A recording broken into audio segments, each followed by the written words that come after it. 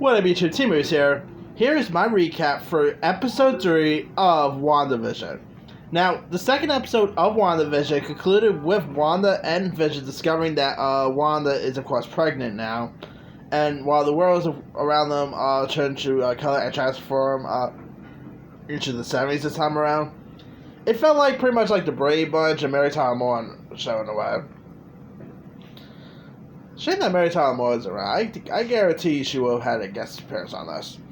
But anyway, and so of course here we kick off with a doctor paying the couple a visit, and despite only falling pregnant that night, Wanda is very much further along than both she and Vision could very much believe, and so the android of course walks the doctor who is getting ready off to the holiday. He also knows that Herb next door is trimming hedges, and so and coming to the war, and he appears to be very obvious to what he's doing, which is very strange here.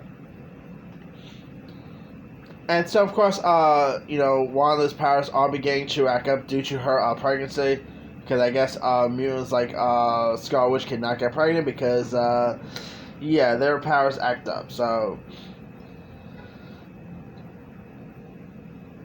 But of course, you got Geraldine, who's played by Tana Ferris. We already know that Geraldine is technically a grown-up Monica Rambeau, but she doesn't even know that she's actually Monica, so there's that. And she also shows up, and chaos also ensues as Wanda tries to hide her pregnancy. And it's not definitely good enough, so the Stork, Wanda paid earlier on the world comes to life, and so of course Wanda is forced into a number of awkward moments as she attempts to hide her powers from her new best friend here, and it's pretty much sitcom fashion. Anyway, I thought this had some interesting Easter eggs. It's a bit hard to really talk about this episode without spoiling it, so I'm probably gonna have a little spoilers. So if you haven't really seen episode 3 of WandaVision, pause this and come back to her or whatever. Well, Geraldine of course realizes, finds out that Wanda is pregnant, and Wanda of course ends up having her kids, and turns out that she has twins. And she actually mentioned that she had a twin named Pedro, aka Quicksilver. Then Geraldine ended up saying, telling her, wait, didn't he die?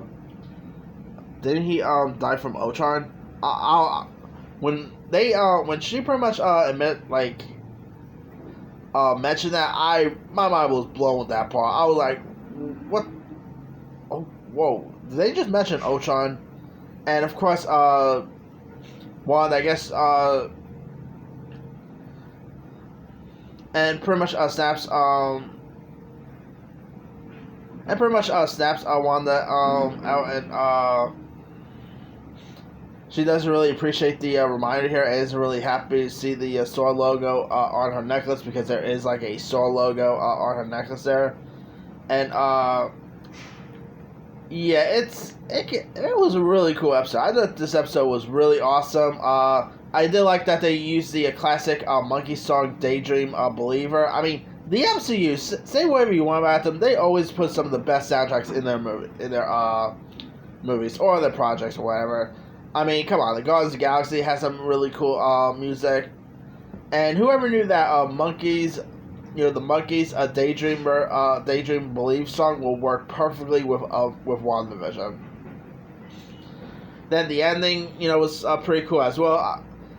Although I'm a little disappointed that we do not have no. I mean, it's an MCU show, so I would expect it. We'll have we will have had some sort of I don't know, open end credit scenes or something. I'm a little surprised they don't really do that on the show, but that's not. It's still a really decent show. I thought it was really solid. Can't wait for episode 4. So, yeah, really awesome show. Or episode, I should say. Anyway, let me leave you guys. What did you think of this week's episode of WandaVision? Did you like this episode? Are you looking forward to check out the next episode? What were some of your favorite moments here? Drop comments below. Don't forget to like, subscribe, hit that bell for more notifications. This is Timu signing off.